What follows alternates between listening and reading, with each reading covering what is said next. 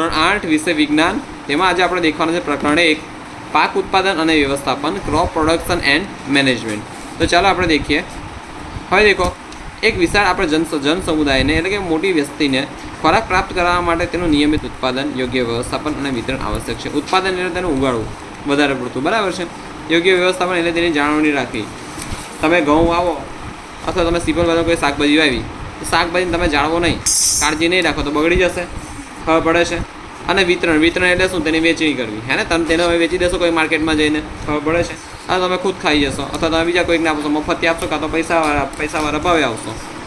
હવે આપણે પાકની વ્યાખ્યા બનીએ। હું જે પણ કહું તે વસ્તુ બે વાર લખવાની, કાલે મને મોડે આપવાની, કાલે ટેસ્ટ આપવાનો છે, ઓકે? જેમ કે પરમ દિવસે જેવી ભણાવ્યું હતું કોઈ જે પણ વિષયમાં સમાજમાં તેનો ટેસ્ટ આપવાનો રહેશે આજે, તેને આવતીકાલેનો ટેસ્ટ આપવાનો। પાકને અંગ્રેજીમાં ક્રોપ કહેવાય। શું કહેવાય? ક્રોપ, CROP, ક્રોપ એટલે પાક। જ્યારે કોઈ એક જ પ્રકારના છોડને કોઈ સ્થાન પર મોટી માત્રામાં ઉછેરમાં આવે તેને શું કહેવાય? પાક કહેવાય છે। જેમ કે કોઈ એક જ પ્રકારનો છોડ છે, જેમ કે વાત કરીએ હું શેરડીનો અથવા વાત કરીએ ઘઉંની વાત કરીએ, તેને એક જ સ્થાન પર મોટી માત્રામાં ઉછેરમાં આવે તેને શું કહેવાય? પાક કહેવાય છે। હવે આપણે દેખીશું ખરીફ પાક, અંગ્રેજીમાં કહેવાય ખરીફ ક્રોપ। શું કહેવાય? ખરીફ ક્રોપ એટલે કે વરસાદની ઋતુ, તેને શું કહેવાય અંગ્રેજીમાં? રેની સિઝન। કઈ સિઝન? રેની સિઝન। તો રેની સિઝનમાં રોપવામાં આવતા પાકને ખરીફ પાક કહેવાય, દાખલા તરીકે ડાંગર અને મકાઈ। પછી વાત કરીએ રવિ પાક, જેને કહેવાય રબી ક્રોપ। શિયાળા અથવા વિન્ટરમાં સમય છે ઓક્ટોબરથી માર્ચમાં રોપવામાં આવતા પાકને કયો પાક કહેવાય? રવિ પાક। ઉદાહરણ તરીકે અથવા દાખલા તરીકે ઘઉં અને ચણા। હવે ધ્યાન આપો, રવિ પાક અને ખરીફ પાકને ઉદાહરણ ઠીક છે, એની નોર્મલ ટ્રીક આપું। મેં ખરીફ પાકની ટ્રીક કીધેલી ચોખા, રવિ પાકની કીધેલી મેં તમને ટ્રીક શીરો। ચો પરથી ચોમાસું, ખ પરથી ખરીફ પાક, સી પરથી શિયાળો, ર પરથી રવિ પાક। તો આવીને યાદ રાખવાનું છે ટ્રીક, બરાબર? બાકી તમને એમ જનરલી ભૂલી જશો। હવે આપણે દેખીએ પાક ઉત્પાદનની મૂળભૂત કેટલી પદ્ધતિઓ છે? તો મૂળભૂત 7 પદ્ધતિઓ છે। કેટલી મૂળભૂત? 7 પદ્ધતિઓ છે। Basic practices of production, basic practices of crop production, કે પહેલાં તો ભૂમિને તમે તૈયાર કરશો બરાબર રીતે, હે ને? કચરો બધું સાફ કરશો। પ્રિપેરેશન ઓફ સોઇલ, પછી રોપણી એટલે કંઈક વાવશો, વાવણીને કહેવાય સોવિંગ। શું કહેવાય? Showing, SOWING। રોપણી એટલે વાવશો ને કંઈક। પછી કુદરતી અને કૃત્રિમ ખાતર આપવું, જે તમે ખાતર આપતા હોય, છાણિયું ખાતર છે અથવા યુરિયાવાળું ખાતર છે, NPK વાળું ખાતર છે તે આપવું। Adding manure and fertiliser, adding manure એટલે કુદરતી ખાતર અને ફર્ટિલાઇઝર તો મતલબ આવીને ખાતર આપવું। સિંચાઈ એટલે ઇરિગેશન, સિંચાઈને શું કહેવાય અંગ્રેજીમાં? ઇરિગેશન। સિંચાઈને શું કહેવાય? ઇરિગેશન। સ્પેલિંગ શું છે? IRRIGATION। શું સ્પેલિંગ છે? IRRIGATION, તે તેનું સ્પેલિંગ છે, તેને શું કહેવાય? ઇરિગેશન। ઇરિગેશન એટલે સિંચાઈ। ફરીથી સ્પેલિંગ બોલો તો IRRIGATION,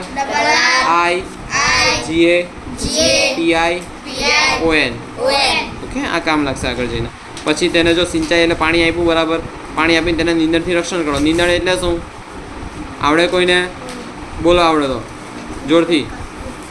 નીંદણ એટલે ખેતરમાં ઉગી નીકળતો નકામો ઘાસચારો અથવા નકામું કચરું, જે આપણને કામનું હોય ના, મતલબ કચરું કહો તેને, અથવા ખેતરમાં ઉગી નીકળતો નકામો ઘાસચારો કહો તેને શું કહેવાય? નીંદણ। તો તેનાથી રક્ષણ બી કરવું પડે ને।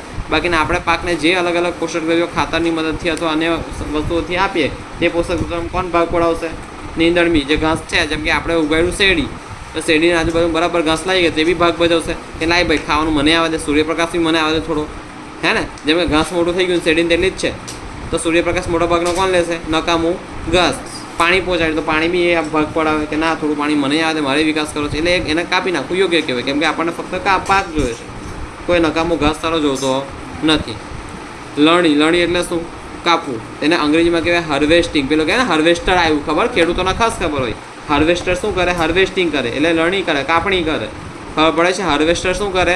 હાર્વેસ્ટિંગ કરે, લણણી કરે અથવા કાપણી કરે। અને છેલ્લે જો તમે કોઈ પાક કાપી લીધો, જેમ કે વાત કરે શેરડી છે અથવા ઘઉં છે, ડાંગર છે વગેરે, ચોખા, તેને કાપી લીધો બરાબર, તેને શું કરશો તમે? તાત્કાલિક કોઈને વેચી દેશો કે તમારા ઘરે પહેલાં સંઘરી રાખશો? સંઘરી રાખશો ને, તાત્કાલિક વેચાણવાળો ના મળે, અઘરી હોય વાત। જો તાત્કાલિક મળી જાય તો ત્યાંથી ડાયરેક્ટ જવા દેશો આપણે, કોઈ પણ વેચતું હોય, લઈ લેતું હોય, ખરીદતું હોય તેને, બરાબર છે? એટલે આ સાથે યાદ રાખવાના। પહેલું કરીએ તો ચાલો ફરીથી રિવિઝન કરીએ। પહેલું શું છે? બોલજો જોરથી। ભૂમિને તૈયાર કરવી, રોપણી એટલે વાવણી, રોપણી એટલે વાવણી, કુદરતી અને કૃત્રિમ ખાતર આપવું, સિંચાઈ, નીંદણથી રક્ષણ, લણણી, સંગ્રહ।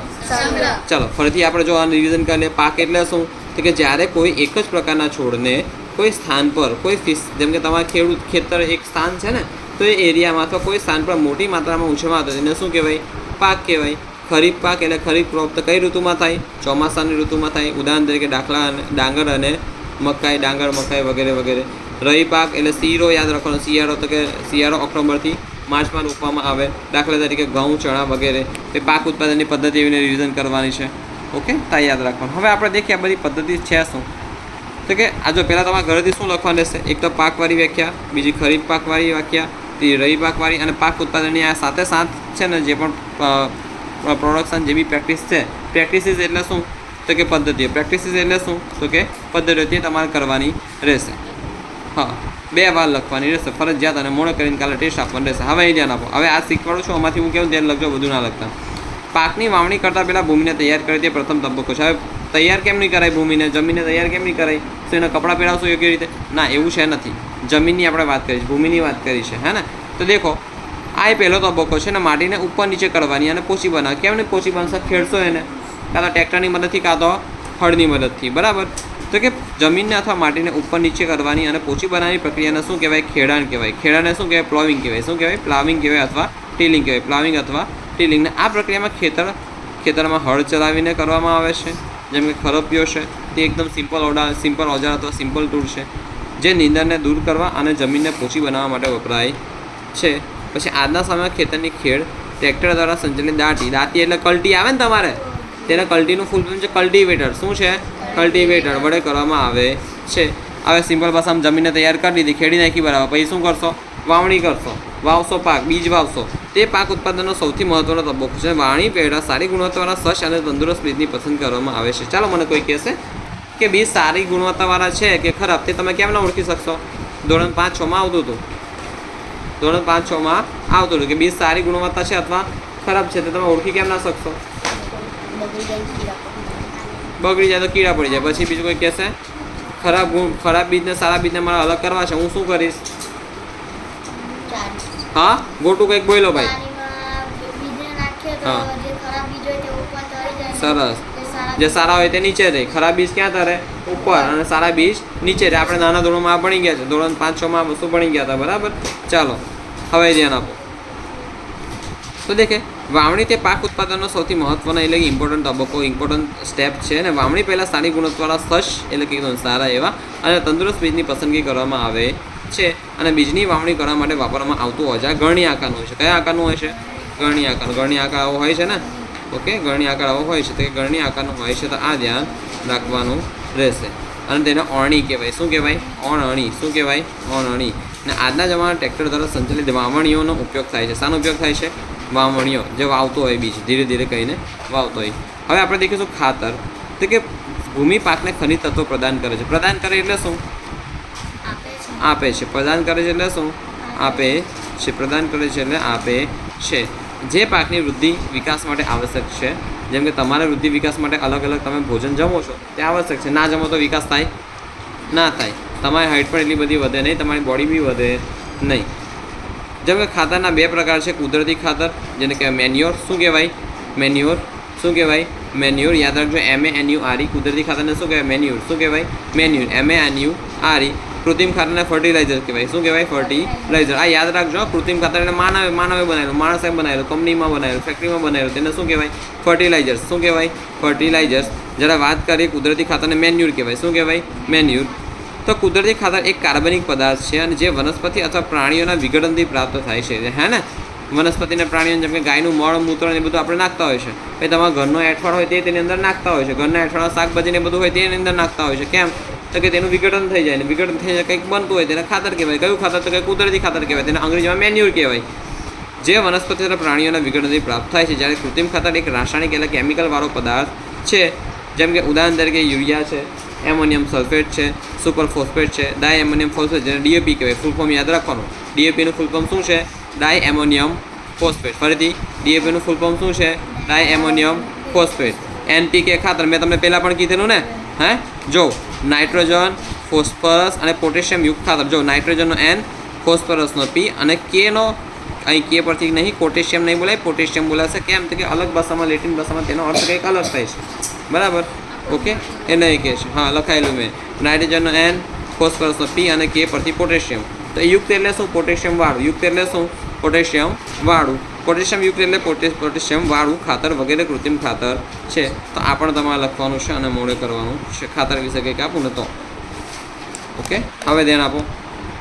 સિંચાઈ તો કે સમયાંતરે એટલે સમયાંતરે એટલે સમયે ખેતરમાં પાણી પૂરું પાડવાની ક્રિયાને શું કહેવાય? સિંચાઈ કહેવાય છે. અને સિંચાઈની પરંપરાગત એટલે જૂની રીતોમાં મોટ છે, ચેન પંપ છે, ઢેકલી છે, રહેટ છે, તે તમારે યાદ રાખવાની. કઈ ગયું?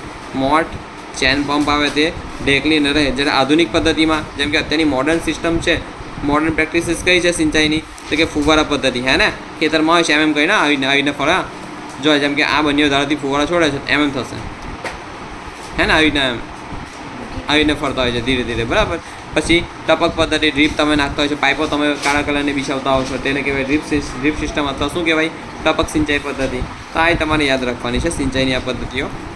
તો સિંચાઈની આ પદ્ધતિ યાદ રાખવાની છે અને મોડે કરવાની છે. હવે ઘરેથી શું કરવાનું ફરીથી રિવિઝન કરાવીને કહી દઉં છું, મતલબ કહી દઉં છું, પાકું તો નહીં. મતલબ આ જ કરવાનું છે તમારે. આ એક પાક 2 વાર લખવાનું, ખરીફ પાક, રવિ પાક, પાક ઉત્પાદનની પદ્ધતિઓ, ખાતર, સિંચાઈ, તો આ બધું 2 વાર લખવાનું અને મોડે કરવાનું છે. આ જે વાવણી નહીં તો તમને આવડે, પણ આ ખાસ આટલું. તો આજનો ક્લાસ અહીં પૂરો થાય છે.